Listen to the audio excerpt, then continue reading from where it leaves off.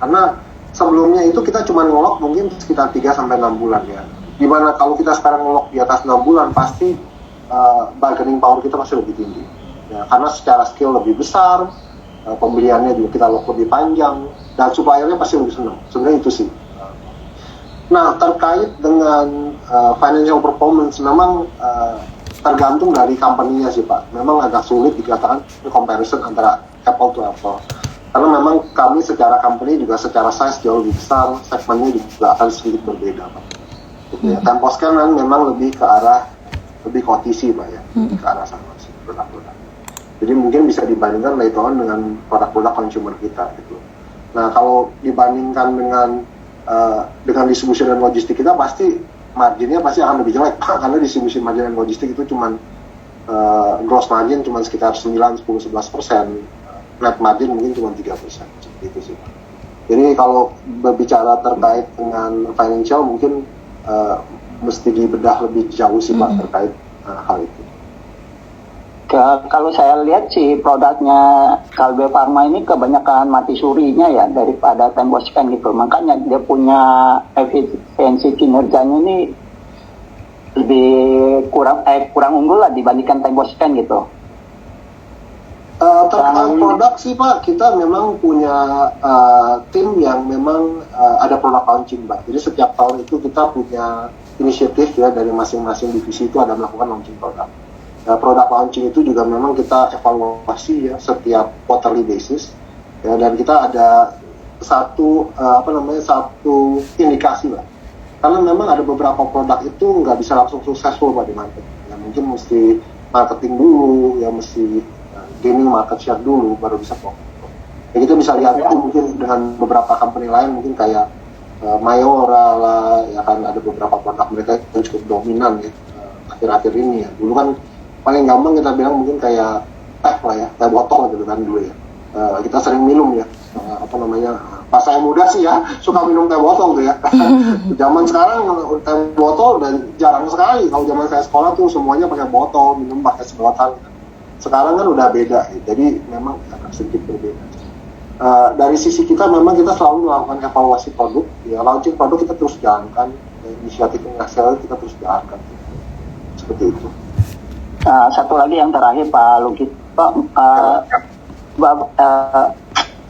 forecast ROE per 31 Desember 2022 berapa Pak? Kita sih rangingnya sekitar 20% Pak, kita arahnya ke sana Pak. Gitu. Jadi gini Pak, memang kalau Bapak lihat dalam beberapa tahun terakhir karena investasinya meningkat, returnnya, salesnya tumbuhnya nggak sebagaimana semestinya, ROE-nya jadi rendah seperti itu. Kalau Bapak lihat kita melakukan investasi cukup heavy ya di tahun 2016, 17, 18, 19. Kan tadi kita lihat kita punya capex sampai sekitar 1,9 triliun. Karena ada beberapa produk itu yang kita lakukan, saya contoh kayak biosimilar, investasi cukup heavy Pak, sekitar 500 billion. Ya, dan itu perlu waktu untuk kita benar-benar bisa utilize the whole facilities. Jadi seperti itu. Makanya kita lihat growth-nya agak sedikit, ROI-nya agak sedikit menurun. Yang mungkin nanti setelah 1, 2, 3 tahun ke depan ya Pak, nanti setelah growth-nya double digit terus, mungkin ROI-nya pasti akan meningkat. ROE-nya meningkat berarti dividennya tambah besar dong Pak? Diharapkan seperti itu Pak. Jadi memang kita punya target ya, kita targetkan 45 sampai 55 ya, mudah-mudahan kita bisa berikan lebih tinggi lah Pak. Oke. Terima kasih Pak. Ya, makasih Pak Wing. Thank you Pak. Ya Pak Wing, thank you untuk pertanyaannya. Pak, kita mungkin kita ke chatbox lagi nih Pak. Ini mungkin nggak tahu ya apakah sudah bisa di-share atau belum. Apakah ada next corporate action di Kalbe tahun depan, dan mungkin ini ekspansi bisnisnya, apalagi mungkin saya menambahkan dikit kalau boleh dijelaskan juga terkait dengan JV di Filipina Pak, sama kalau nggak salah juga mau ada trading hub di China ya, kira-kira seperti apa tuh Pak. Dan tadi terkait dengan dividen, view-nya lebih ke dividen sharing, dividen keeping, lalu apakah masih intact tadi Pak untuk dari dividen payout-nya atau seperti apa? Mungkin itu Pak. Oke, dividen dulu ya pada saya. Dividen sih memang komitmennya kita 45 sampai 55, dan memang setiap tahun kan kita coba naik terus ya. sejalan dengan kita punya target. Ya mudah-mudahan kedepannya dengan ada cash yang lebih besar dan sebagainya kita bisa melakukan data payout. Terus terkait dengan ekspansi ya, sebenarnya memang kita ada tim namanya Corporate Strategic Investment. Tim itu memang membawahi project-project yang ada pada saat gitu loh. Jadi setiap tahun memang kita terus melakukan namanya alignment dengan market ya, ada opportunity yang apa yang ada di market, semua yang terkait dengan healthcare industry kita lihat gitu. Apakah ada opportunity atau apa gitu. Cuma kan memang sesuatu yang belum bisa kita confirm kan kita nggak bisa info ke market ya. Jadi biasanya kalau udah confirm, misalnya contoh nih ada JV, kita baru bisa infokan ke market seperti itu. Jadi kalau ditanyakan apakah ada rencana, pasti ada gitu loh. Pasti ada potensial, ada opportunity yang di market yang kita lagi ongoing terus berjalan. Nah, kedua terkait dengan JV di Filipina. Ya, sebenarnya EcoEssential itu sudah partner dengan kita sebelumnya.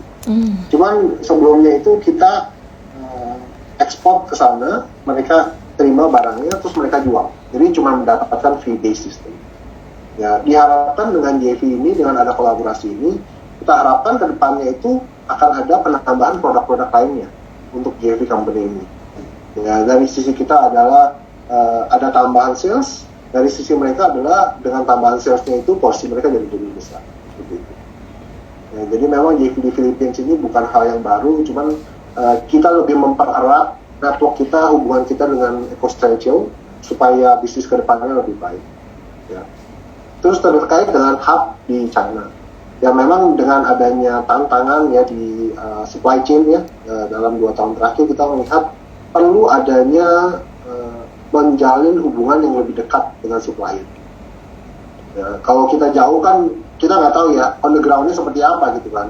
Ya kan misalnya harganya berubah atau kalau mungkin misalnya ada info di satu kota kita mau lockdown jadi apa gitu kan, itu dengan adanya hub di sana itu kita bisa lebih reaksi lebih cepat. Arahannya sebenarnya ke sana sih. Oke, noted Pak. Jadi supaya lebih cepat, hopefully juga bisa lebih efisien ya Pak. Tadi mungkin yang related pertanyaan terkait dengan buffer stock ya, tadi yang terkait dengan inventory. Siap. Ya deh Pak. Pak, mungkin ini pertanyaan sambil kita nunggu, silahkan teman-teman kalau ada yang mau bertanya lagi bisa raise hand atau mungkin type the questions di chat box atau mungkin bisa di YouTube juga ya. Mungkin sambil menunggu ini pertanyaan mungkin sambil nunggu saya mungkin kalau boleh. Iya, aku mau nanya dikit nih. Silakan Ci. Itu tentang IPO anak usaha yang Kalbe nutritional nih. Itu kayak something yang kemarin sempat kita antisipasi. Cuman kelihatannya agak ketunda ya Pak. Kira-kira kapan sih akan dilanjutkan proses ini? Oke, jadi memang apa namanya ada proses IPO karena kondisi market yang tidak terlalu baik ya kita tunda. Benar. Ya jadi planning itu masih tetap ada ya, cuman kita masih lagi nunggu nih Bu kapan waktu yang cukup baik untuk kita lakukan launching lagi. Oh, I see. Iya. Sebenarnya bukan nutrisi luar ya Bu, jadi kayak semuanya banyak ya. Yang ya biologic juga sebenarnya kita ada rencana. Oh, yang under PT Sanghyang Perkasa itu ya Pak? Kalau yang nutrisi Sanghyang benar. Oh, jadi ada beberapa ya? Ya, kalau biologics nanti lain lagi Bu, itu lebih ke biologics business gitu. Oke, Jadi iya. memang kemungkinan itu kolaborasi dengan seperti yang kita bilang corporate action lah ya, kolaborasi dengan partner juga bisa, kita raise capital juga bisa, kan ada strategic investor masuk juga bisa. Sebenarnya kan tahun lalu juga kan ada strategic investor baru masuk ya ke PT kita di Kalbe Direction Biologic. Kita sempat raise sekitar 105 juta US dollar gitu. Ya, di sana. Ya, ini cuman PT-nya memang masih under Kalbe yang lebih ke biologic business seperti itu. Oke. Belum di IPO kan. Oh, belum ya. Terus kelihatannya Kalbe ini rajin sekali Pak buyback-nya. Biasa kalau company yang memang yakin dengan istilahnya share price-nya, yakin dengan kinerjanya, mereka akan mengadakan kayak buyback yang ya istilahnya kan kemarin udah buyback 500 yang terakhir yang 750 miliar ya Pak. Jadi totalnya Bu, memang kita ada 3 kali ya Bener. sejak 2020 lah. Cuman yang 2020 kecil lah Bu ya. Karena memang waktu itu masih ini lah. Yang cukup banyak sebenarnya cukup besar di tahun ini. Yes. Ya, kita ada 2 periode di bulan Februari ke Mei dan Mei ke Agustus. Totalnya ini memang semua sekitar 1 triliun Bu. Yes. Total. Oh, totalnya semua 1 T ya Pak ya? Ya, 1 triliun semua secara total. Oh. Jadi memang kita melakukan hal itu karena kita melihat bahwa valuasi yang ada di market rendah ya Bu. Itu kan kita targetkan di bawah 1.700. Iya sih. Oke. Iya buat teman-teman nih kalau misalnya tadi kebetulan aku baca bahwa BlackRock ini juga salah satu pemegang sahamnya Kalbe. Jadi ini Kalbe ini banyak diinvest oleh fund-fund asing ya, dan fund asing yang cukup gede juga nih, bukan cukup gede, I think the biggest juga mereka holding Kalbe Pharma sebagai salah satu investment stocknya. Oke, mungkin Vanessa kalau misalnya itu bisa ditanya, itu ada beberapa aja yang tadi aku pengen nanya. Oke, siap. Thank you Ci pertanyaannya. Mungkin ini sudah mau hampir mendekati penghujung acara Pak, sudah 1 jam lebih nih kita ngobrol. Mungkin saya buka untuk one last question sekali ya dari teman-teman, silahkan nih, mumpung ada Pak Lukito mau bertanya langsung dari Kalbe nih, jangan malu-malu buat teman-teman. Oke, mungkin pertanyaan last question dari kalian terkait dengan ini cerita digital supaya Pak sekarang arahnya. Mungkin untuk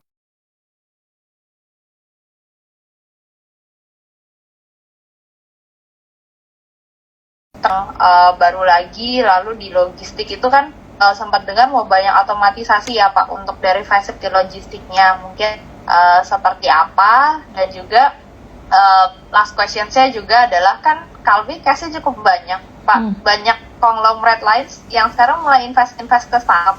Ada niat ngikutin atau lebih suka bangun sendiri atau gimana nih Pak? Gitu. Mungkin terkait yang digital. Duh, putus. Oh my god. Dengan Klik Dokter atau Recording in progress. Emos atau mungkin juga Monster. Ya. Klik Dokter memang kita waktu itu sempat ada wacana untuk kerjasama, cuman belum bisa terrealisasi. Ya sampai sekarang kita masih cukup open, kita baru saja di launching. Mudah-mudahan by end of this year kita ada beberapa fitur baru lah di Klik Dokter. Ya, untuk Emos sendiri memang kita sudah mulai leverage-kan itu ke prinsipal atau distributor lain. Ya, balik lagi kita masih open lah terkait hal itu. Jadi memang kalau ada opportunity dari Vanessa atau Burita atau mungkin teman-teman untuk bisa terkait Emos bisa diinfokan ke saya. Mostran sendiri kita baru saja announce bahwa kita akan kolaborasi dengan Samudra Indonesia ya di sana ya terkait dengan logistik. Jadi akan ada penambahan kapital di sana sebesar 20% ya dari kepemilikan ownership di Emos ya untuk di Mostral ya untuk Samudra Indonesia.